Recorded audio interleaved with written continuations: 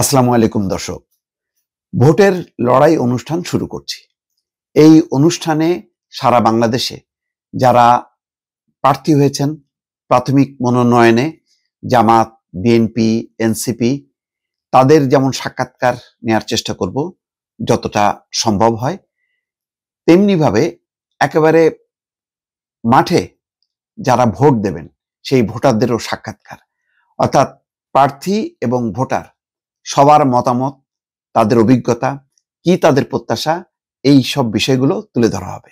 আজকের এই পর্বে সুনামগঞ্জ ১ আসনের বিএনপির মনোনয়ন প্রত্যাশী কামরুজ্জামান কামরুলের সাক্ষাৎকারটি নেব দর্শক।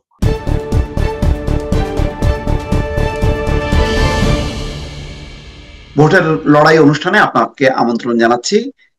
আপনার কাছে প্রথমেই যেটা জানতে চাচ্ছি যে গণসংযোগের তৎপরতা আমরা দেখেছি আপনি এবং বিপুল শোডাউন, অনেক লোকের সমাগম, প্রাথমিক মনোনয়ন আপনি পাননি, তারপরও আপনি আশায় আছেন যে ফাইনালি হয়তো মনোনয়ন পাবেন। তো কি কারণে আপনি মনোনয়নের জন্য এতটা উদ্গ্রীব হয়ে আছেন, এইটা যদি একটু ব্যাখ্যা করেন দর্শকদেরকে। ধন্যবাদ মোস্তফা ফিরোজ ভাইকে। আসলে আপনাকে অনেকদিন ধরেই করছিলাম, আমি আপনাকে একটা ধন্যবাদ দেব বিভিন্ন নিউজের কারণে। আজকে পেয়ে গেলাম, সেখানে আপনাকে ধন্যবাদ ধন্যবাদ জানাই। আজকে যারা এখানে দেখছেন আমাদের সুনামগঞ্জ এক আসনের জামালগঞ্জ, ধর্মপাশা, মধ্যনগর, রায়পুর, সারা বাংলাদেশের মানুষ যারা আছেন দেশে এবং বিদেশে, সবাইকে সালাম এবং আদাব। আমি প্রোগ্রাম করছি, ভোটের মাঠে ভোটের যুদ্ধ করছি, মানুষের কাছে যাচ্ছি। আমার একটা ধারণা, আমার বিশ্বাস থেকে আমি করছি, আমাদের এই প্রাইমারি যে মনোনয়ন হয়েছে, এইখানে আমাদের দলের ভারপ্রাপ্ত চেয়ারম্যান, আগামী দিনের রাষ্ট্রনায়ক জনাব তারেক রহমান সাহেব দেশের বাইরে আছেন, আপনি জানেন। এইখান থেকে উনি ইনফরমেশন নিতে হয়। আমার কাছে মনে হচ্ছে এইখান থেকে অনেক মিস ইনফরমেশন গিয়েছে। আমার বিশ্বাস এই ইনফরমেশনটি যেন সঠিক যদি যায়, আমাদের দলের ভারপ্রাপ্ত চেয়ারম্যান এবং দলের হাইকমান্ড আমার এই বিষয়টাকে মূল্যায়ন করবে, এটা আমার বিশ্বাস। কারণ এই আমাদের সুনামগঞ্জ এক আসনের প্রত্যেকটা মানুষ, জামালগঞ্জ, ধর্মপাশা, মধ্যনগর, তাহিরপুর, আমাদের নেতাকর্মী যারা আছে, প্রত্যেকটা মানুষের আকাঙ্ক্ষা আমাকে নিয়ে এই কারণেই, কারণ আমি বিগত আন্দোলন সংগ্রামে যারা জেলে গিয়েছে, প্রত্যেকটা মানুষ, এমন মানুষ বলতে পারবে না জেলে গিয়েছে আমি দেখতে যাই নাই। আমি আমার জীবন বাজি রেখে আমি তাদেরকে দেখতে গিয়েছি, আমি তাদের ফ্যামিলির খোঁজখবর নিয়েছি এবং আন্দোলন সংগ্রাম করতে সর্বোচ্চ আন্দোলন সংগ্রাম আমি করেছি। এটা আমার বিশ্বাস। সুনামগঞ্জ জেলার মধ্যেই সর্বোচ্চ রিস্ক নিয়ে আমি আন্দোলন সংগ্রাম করেছি, সুনামগঞ্জ এক না, সুনামগঞ্জ জেলার মধ্যেই। এটা আমি ওপেনলি বলছি এখানে যে ফ্যাসিস্ট সরকারের বিরুদ্ধে আন্দোলন করতে গিয়ে যে 14 থেকে শুরু করে সকল আন্দোলন সংগ্রামে অগ্রণী ভূমিকা আমার ছিল এবং আমি জনগণকে নিয়ে এবং আমাদের নেতাকর্মীরা মামলায় পড়ছে, নির্যাতন হয়েছে, সকলের খোঁজখবর আমি নিয়েছি। আর আমাদের এই অঞ্চলের হিন্দু, মুসলিম, বৌদ্ধ, খ্রিস্টান যারা আছে, সকল মানুষ আমাকে পছন্দ করে এবং আমাকে চাচ্ছে।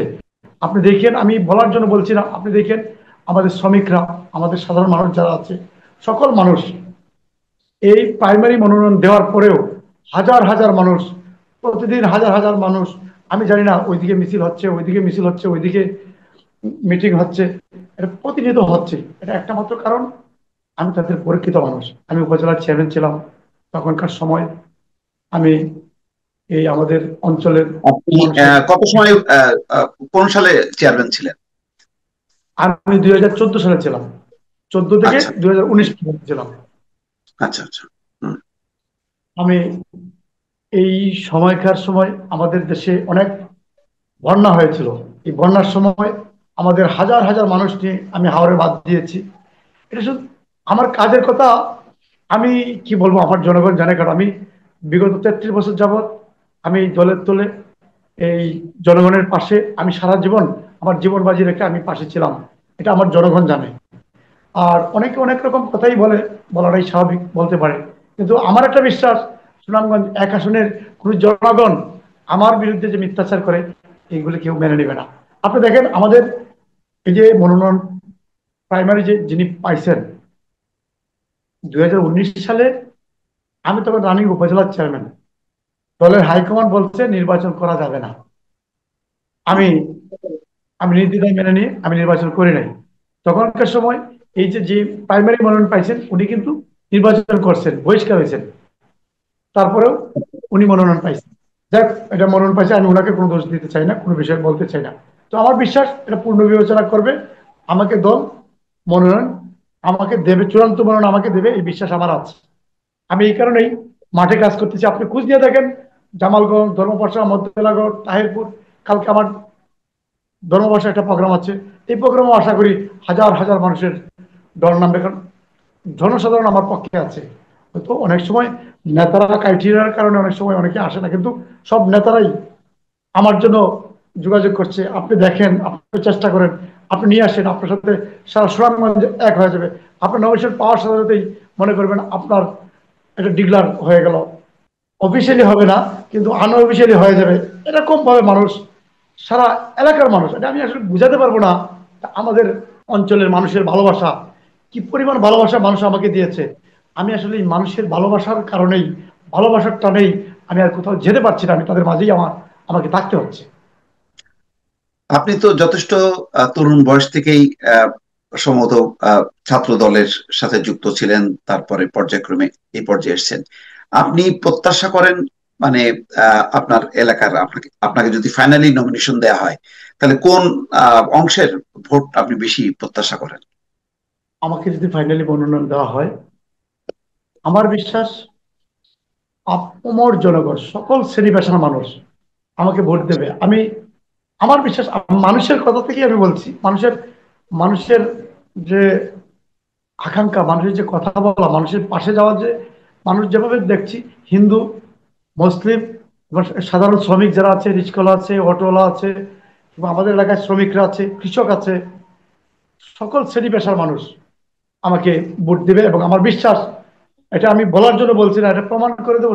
আমার যদি, আল্লাহর যদি হুকুম হয়, আমাদের দলের হাইকমান্ড আমাদেরকে পূর্ণ বিবেচনা করে, এটা আমি আজকে মিডিয়াতে বলছি, আমি সিলেট বিভাগের সর্বোচ্চ ভোট ব্যবধান আমি পাস করে আসবো ইনশাল্লাহ। এটা আমার বিশ্বাস। আমি যখন ক্লাস 8-এ পড়ি, তখন আমি 10-এর ছাত্রের সাথে কম্পিটিশন করে ভোটাভুটির মাধ্যমে আমি তখন উপ ইয়ে একটা হাই স্কুলের প্রেসিডেন্ট হই। আর আমার সেক্রেটারি হয় তখনকার সময়, টেনে যে ছাত্রটা ছিল সেই ছাত্রটা সেক্রেটারি ছিল। এটা একটা মাত্র কারণ ছিল, আমার এই পরিমাণ জনপ্রিয়তা ছিল স্কুলে। মোটামুটি করে আমি টেনের ছাত্রের সাথে আমি সভাপতি হয়েছি। তারপরে আমি ছাত্রদলের সভাপতি হয়েছি, উপজেলা বিএনপি সেক্রেটারি হয়েছি। এবং আমি আমার অঞ্চলের প্রতিটা সমস্যায়, যে আজকে না, আজকে হয়তো আমি এখন এমপি হওয়ার স্বপ্ন দেখি, এখন আমি উপজেলা চেয়ারম্যান হয়েছি। যখন আমি ছাত্র ছিলাম তখনকার সময়েও আমাদের অঞ্চলে আমাদের কৃষি কৃষি অঞ্চল, এই অঞ্চলে যখন হাওরের সমস্যা হয়, তখন সকল মানুষ ছেড়ে থেকে আমার দিকে, আমি একটা ভূমিকা নেব। আমি তখন চেয়ারম্যানও না, মেম্বারও না, সাধারণ একটা মানুষ। আমি তখন এই এলাকার লোকজনদেরকে নিয়ে হাওরের সমস্যা সমাধান করতাম। আমি একটা কথা বলি, আমতকালীর আমাদের অঞ্চলে একটা হাওর আছে, শনির হাওর। এখানে একটা বাঁধ ছিল, আমতকালীর বাঁধ। এত বড় ভাঙ্গা হয়েছিল, মানে ভাব ভেঙে গেছিল, যেটা এটার বাঁধার কোনো পরিবেশ ছিল না। তখনকার সময় এই কোন কন্ট্রাক্টর এটাতে নেয় নাই, কন্ট্রাক্টর নেয় নাই এটাতে, চেয়ারম্যানরা দায়িত্ব নেয় নাই, মেম্বাররা নেয় নাই, কোনো পয়সা ছিল নাই।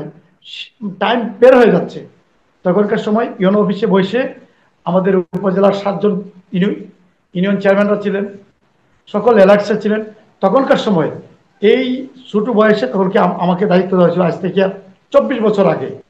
আমি তখন এই হাওরের বাঁধ বেঁধেছিলাম হাজার হাজার মানুষকে নিয়ে। তখন এখনকার মতো ভেকু ছিল না, তখন সব মাথায় করে নিয়ে মাটি নিয়ে ভাত দিতে হতো। এই ভাত এখন পর্যন্ত আছে, মানুষের আস্থার জায়গাটা তিল তিল করে হয়েছে। আমাদের এই অঞ্চলে অনেক সমস্যা হয়, কোন জায়গায় ঝগড়া হয়, এই ঝগড়া অনেক সময় পুলিশ থামাতে পারে না, অনেক রেকর্ড আছে। আমি তো ওপেনলি বলছি, আপনি খুঁজ নিয়ে দেখেন, অনেক রেকর্ড আছে যেখানে শত শত পুলিশ এই মাইট থামাতে পারে নাই, 17 রাউন্ড গুলি ছুড়েছে, পারে নাই। আমি যখন তাদের মাঝখানে যাই, তারা থেমে যায়। শেষ জি জি। পর্যন্ত প্রত্যাশিত মনোনয়ন যদি আপনি না পান, তাহলে কি সিদ্ধান্ত নেবেন? আমি প্রত্যাশিত মনোনয়ন যদি না পাই, দেখেন, আমি পলিটিক্স করি মানুষের জন্য। আমি মানুষের পাশে ছিলাম সারা জীবন, মানুষের পাশেই আছি। আসলে আমি রাজনীতি করি, আমি আজকে নির্বাচন আসছে সেই কারণে আমি বলি নাই, আমি সারা জীবনই বলি আমার অভিভাবক মূলত জনগণ। আমি জনগণের সিদ্ধান্তের বাইরে আমি যাব না। আমি জনগণকে নিয়েই আমি সর্বোচ্চ চেষ্টা করব আমি দলের সিদ্ধান্ত মেনেই চলতে। কিন্তু আমি জনগণকে আমি প্রায়োরিটি দেবো, কারণ আমি আমার জীবনের শুরুটাই জনগণকে নিয়ে। আমি জনগণকে নিয়েই সারা জীবন আমি থাকতে চাই, ওনাদেরকে নিয়েই আমি চলতে চাই। কারণ আপনি দেখেন, আমি দলের দলের হাইকমান্ড, আমাদের দলের ভারপ্রাপ্ত চেয়ারম্যান, উনি বলছেন যে লোকটা তৃণমূলের সাথে সম্পর্ক থাকবে, যে লোকটা জনগণের সাথে সম্পর্কিত থাকবে, যে লোকটা আমাদের নেতাকর্মীদেরকে আগলে রাখবে, সেই মানুষটাকে দলের মনোনয়ন দেওয়া হবে। সেই কারণে আমি কিন্তু আমার জায়গা থেকে সর্বোচ্চ চেষ্টা করছি, এখনো করছি আমি জনগণকে নিয়ে চলতে। এবং আমি কিন্তু ওই কথার উপর ভিত্তি করে আমি সেন্ট্রালে লবি করি নাই, লবি করছি, আমি লবি করছি আমার জনগণের কাছে। কারণ আমার লবির জায়গা জনগণ। আমি সার্বক্ষণিক আমি জনগণের পাশে ছিলাম, আমি মাঠেই ছিলাম, আছি, আমি ভবিষ্যতে মাঠে থাকবো, জনগণকে নিয়ে থাকবো। কিন্তু আমার দলের প্রতি আমার বিশ্বাস, দল পুনরায় আমাকে মনোনয়ন দেবে এবং আমি দানের শীষ নিয়ে নির্বাচন করবো ইনশাল্লাহ। আচ্ছা, অনেক অনেক ধন্যবাদ কামরুজ্জামান কামরুল। দর্শক শুনছিলেন ভোটের লড়াই, আমাদের যে নতুন অনুষ্ঠান, সেই অনুষ্ঠানে কামরুজ্জামান কামরুলের বক্তব্য, তার আকাঙ্ক্ষার কথা, তার প্রত্যাশার কথা এবং তার মানে জীবন বৃত্তান্ত, রাজনৈতিক জীবনের বিভিন্ন দিক শুনলেন। দর্শক, আমাদের এই অনুষ্ঠান আগামীতেও অব্যাহত থাকবে। আজ এই পর্যন্তই। আল্লাহ হাফেজ।